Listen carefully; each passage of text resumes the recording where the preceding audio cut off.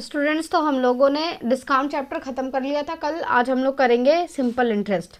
Simple interest अब हम लोग बहुत ही अच्छे तरीके से पढ़ेंगे, बहुत इंटरेस्ट लेके इसको पढ़ेंगे। ये बहुत ही आसान चैप्टर होता है, इसमें भले बच्चे डर जाते हैं लेकिन इसमें डरने की बात नहीं है। इससे भी आसान आपको कंपाउंड इंटरेस्ट लगेगा।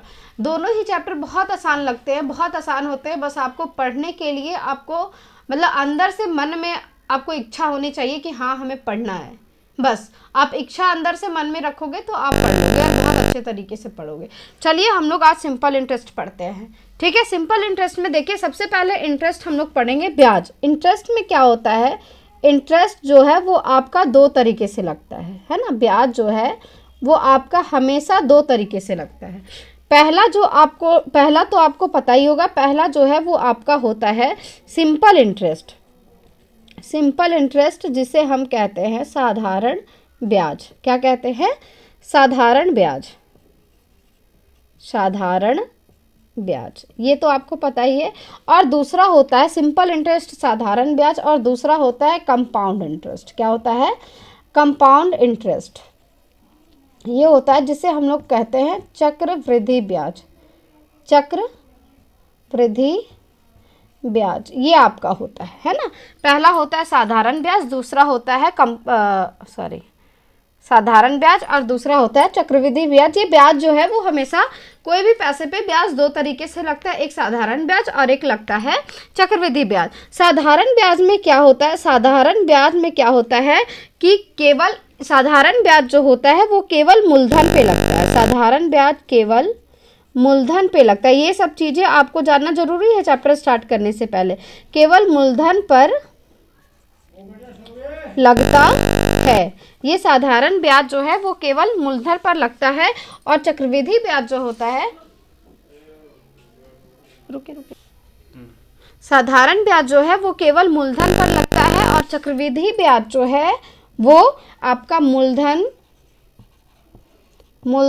प्लस ब्याज पर ब्याज, यानी कि चक्रवृद्धि ब्याज जो है वो ब्याज पर भी ब्याज लगता है। इसी को हम लोग कंपाउंड इंटरेस्ट यानी चक्रवृद्धि ब्याज कहते हैं। ये आपका हो गया। उसके बाद एक चीज और होता है कि इसमें होता है कि साधारण ब्याज में क्या होता है, प्रत्येक वर्ष आपका ब्याज समान रहेगा। प्रत्येक वर्ष ब्याज समान, प्रत्येक वर्ष ब्याज समान होता है ना, समान होता है। और उसके इसमें क्या होता है, इसमें प्रत्येक वर्ष ब्याज नहीं, इसमें राशियों का अनुपात, राशियों का अनुपात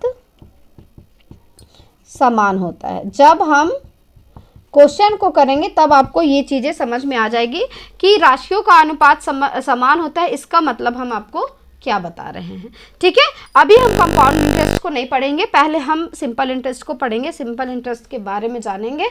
अभी हमने आपको क्या बताया है, सबसे पहले कि इंटरेस्ट जो है वो दो तरीके से लगता है, पहला सिंपल इंटरेस्ट और दूसरा कंपाउंड इंटरेस्ट।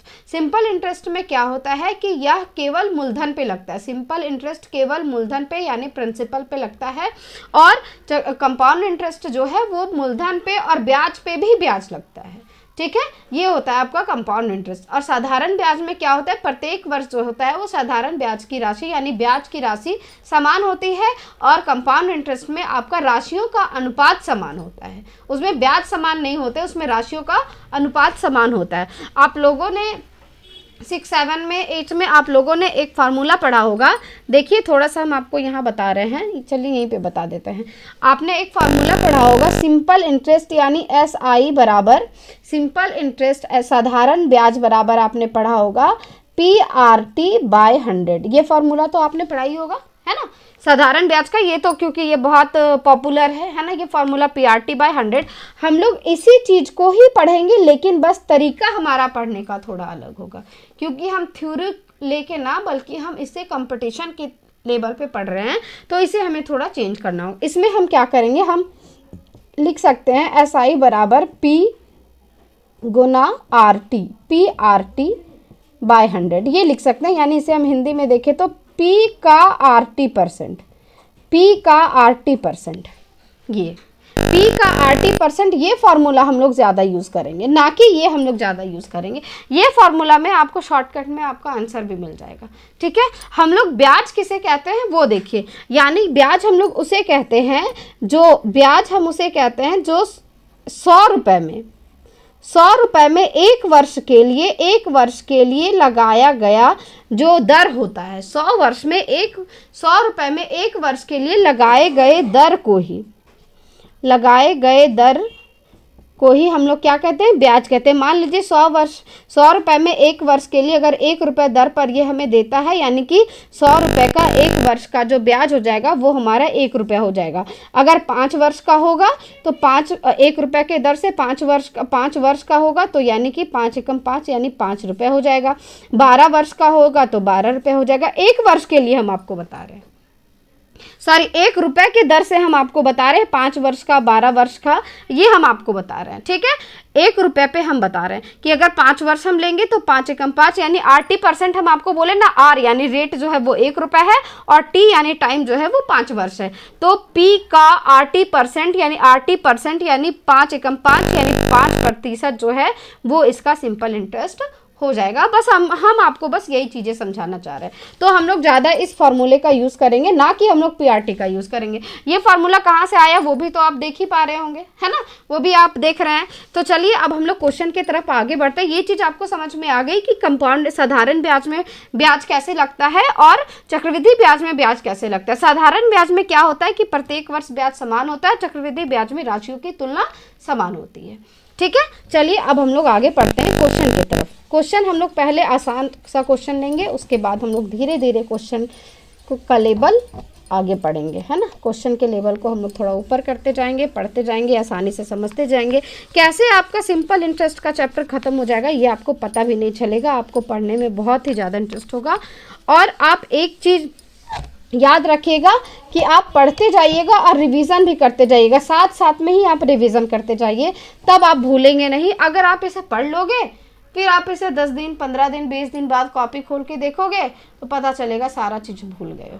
ठीक है, फिर से आपको वीडियो देखनी पड़ेगी। तो आपको ऐसा ना करना पड़े इसलिए आप इस चीज़ को प्रत्येक दिन रिवीजन करते रहिए। अगर आप कल नई क्लास कर रहे हैं तो फिर पीछे वाले को एक बार पलट के देख लीजिए ताकि पीछे वाला भी आपके दिमाग में कंटिन्यू रहे। ठीक है, चलिए हम लोग क्वेश्चन को करते हैं। क्वेश्चन क्या है, 6000 रुपये की राशि, 6000 रुपये की राशि पर 9% वार्षिक दर से, वार्षिक ब्याज की दर से, कोई बात नहीं, ब्याज की दर से 8 वर्षों का साधारण ब्याज ज्ञात करें। 8 वर्षों का साधारण ब्याज ज्ञात करें। आप चाहे तो इसे PRT से भी निकाल सकते हैं और जो हमने बताया है जो फॉर्मूला P का RT%, ये भी आप निकाल, यही फॉर्मूला हम लोग यूज़ करेंगे, है ना। P का RT% यानी RT%, आप देखिए आप इसे कितना शॉर्ट में बना सकते हैं। P आपका क्या है, 6000 है। RT आपका कितना, R और T यानी कि R रेट जो है वो आपका 9 है और टाइम जो है वो 8 है, यानी कि 8 9 72 हो जाएगा। यानी आप इसे लिख सकते हैं डायरेक्ट 9 × 8 भी लिख सकते हैं और नीचे में 100 लिख सकते हैं, यानी ये 0 से ये 0 आपका कट गया, यानी कि 60 8 9 72, यानी ये 0 आ जाएगा। 6 दूना 12, 2 हाथ में 1, 7 42 और 1 43, यानी 4320 रुपये ये आ गया इसका साधारण ब्याज। कितने वर्ष के लिए, 8 वर्ष के लिए। 8 वर्ष के लिए ये इसका साधारण ब्याज आ गया। अगर हमें यही चीज़ बोलेगा कि 1 वर्ष का साधारण ब्याज निकालें तो इसे हम क्या करेंगे, 8 से भागा दे देंगे। 8 से भागा दे दे। अगर हमें प्रत्येक वर्ष का बोलेगा, प्रत्येक वर्ष का साधारण ब्याज बोलेगा, तो हमें पता है कि साधारण ब्याज में प्रत्येक वर्ष ब्याज क्या होता है, समान होता है। तो प्रत्येक वर्ष का हमें निकालने बोलेगा तो कैसे निकालेंगे, 8 × 5 = 40, 3 बच गया, 8 × 4 = 32 और 0, यानी प्रत्येक वर्ष का साधारण ब्याज कितना है, 540 रुपये इसका प्रत्येक वर्ष का है। अगर हम 8 वर्ष का देखें तो ये इतना आ जाएगा। अगर हमें प्रत्येक वर्ष का 1 वर्ष का निकालने बोलेगा तो हम यहाँ पे 8 से गुना क्यों करेंगे, हम यहीं पे 1 से गुना कर देंगे, हमें डिवाइड करने की भी जरूरत नहीं है ना। यहीं पे हम 1 से, अगर 2 वर्ष का बोलेगा तो 2 से, 3 वर्ष का बोलेगा तो 3 से, ये इसीलिए तो हमने पी का RT% लिया है। इसी फॉर्मूले से हमें ये बनाने में आसान होगा। अब आप देखिए, जब आप एग्जाम के लिए जब आप इसे बनाओगे तो आप देख सकते हैं, एग्जाम के लेवल से आप इसे पढ़ोगे तो कैसे पढ़ोगे, देखिए कैसे बनाएंगे। बिना इस फॉर्मूले को भी यूज़ किए हम बना सकते हैं। जैसे हम जानते हैं कि P का RT% होता है, वो हमारा साधारण ब्याज होता है। तो RT% यानी 8 9 72 हो गया। 72 का मतलब हो गया कि हमें 1 0 हटाते हैं तो 10% होता है, और 2 0 हटाते हैं तो 1% होता है। यानी 1% की वैल्यू 60 है, तो 72% की वैल्यू कितनी होगी, तो बस इसी को हमें गुना कर देंगे तो ये इतना आ जाएगा। तो इसी तरह से ये हमारा क्वेश्चन कंप्लीट हो गया। तो हमें इतना सॉल्व करने की भी ज़रूरत नहीं है। इस तरीके से RT% पहले हम निकालेंगे 8 9 72, और इसका 72% निकाल देंगे तो जाके वो आंसर आ जाएगा।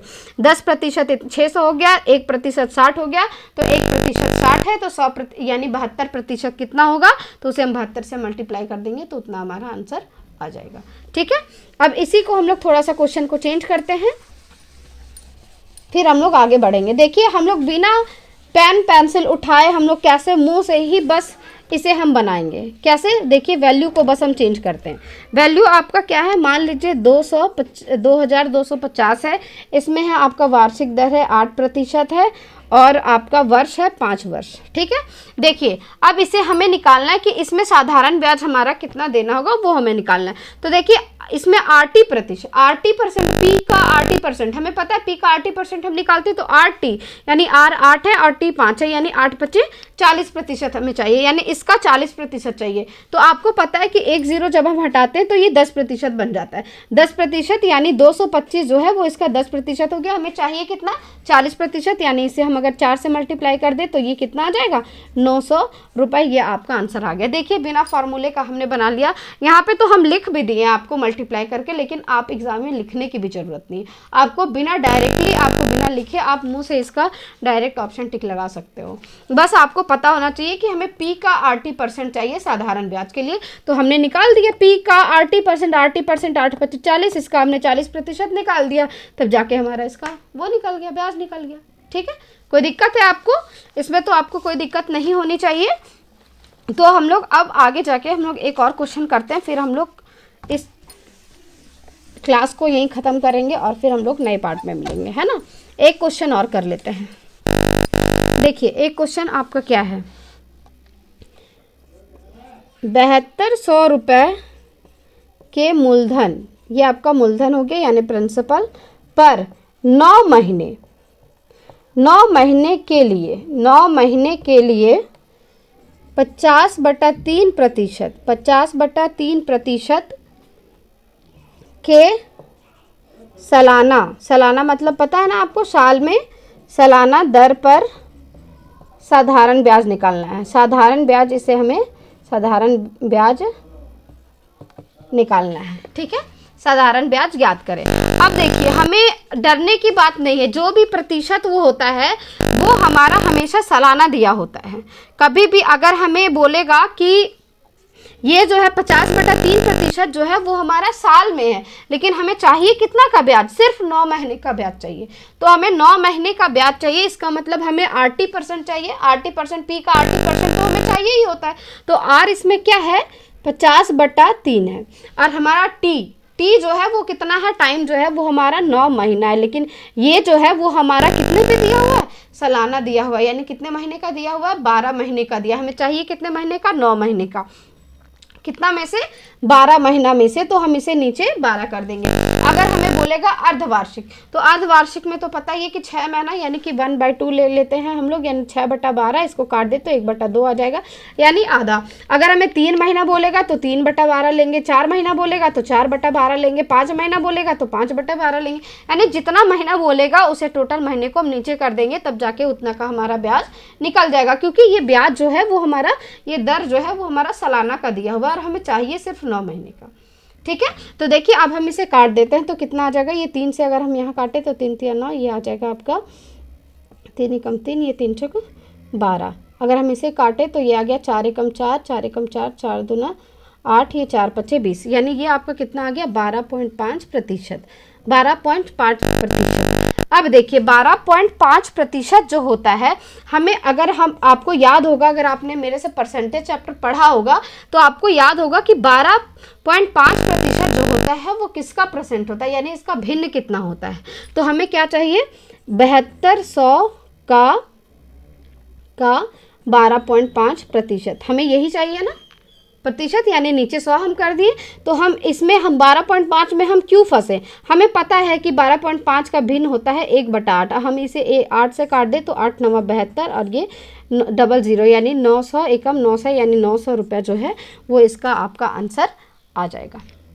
देखिए ये चीज़ इसीलिए हम आपको सबसे पहले भिन्न ही बताए थे प्रतिशत चैप्टर में, इसीलिए हम आपको सबसे पहले जो है वो परसेंटेज चैप्टर करवाए थे, ताकि आप जब आगे का पढ़ोगे तो आपको दिक्कत नहीं होगा। ठीक है, 12.5% का आपको पता है भिन्न होता है 1/8। अगर हम 12.5 से भी करेंगे तब भी हमारा आंसर वही आएगा, लेकिन आपको कैलकुलेशन में थोड़ा ज़्यादा टाइम लग जाएगा। तो हमें क्या करना है, हमें अपने टाइम को बचाना है ना, तो इसीलिए हमें ये चीज़ें याद होनी चाहिए कि 12.5 जो है वो इसका भिन्न क्या होता है, तो 1/8 होता है। तो 1/8 से हमने काट दिया तो इतना जाके आंसर आ गया। ठीक है, हमें उम्मीद है कि आपको ये क्लास बहुत अच्छी लगी होगी, और आप अगर हमारे चैनल पर नए हैं तो प्लीज़ एक बार सब्सक्राइब, लाइक और कमेंट ज़रूर करें, ताकि हमारा भी मोटिवेशन बढ़े। हमें आपके सब्सक्राइब से बहुत ज़्यादा मोटिवेशन मिलता है। ठीक है, तो अब इस चीज़ को अच्छे से एक बार रिवीजन करिएगा, फिर हम लोग मिलते हैं नेक्स्ट पार्ट में। पार्ट 2 हम लोग करेंगे सिंपल इंटरेस्ट का। तब तक के लिए थैंक यू सो मच।